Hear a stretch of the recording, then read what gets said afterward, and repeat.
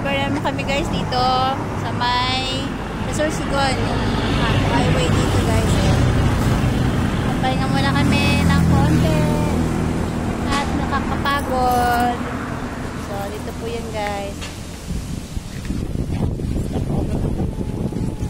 Napagod na kami. So pahinga muna ng konti guys. Malapit na kami sa may Matnog. So dapat kung dire-diretso kami guys, makakasakay kami ng pang 1 o'clock ng barko. So mamaya pa kami na ulit makakasakay mga 3 o'clock. So update ko kayo guys mamaya. 5:30? Di madilim na yun? No.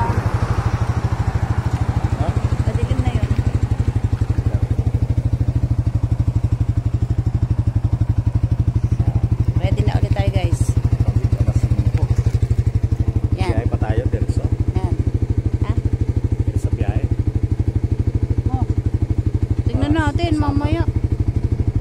So guys, aking driver rider PRJ yan.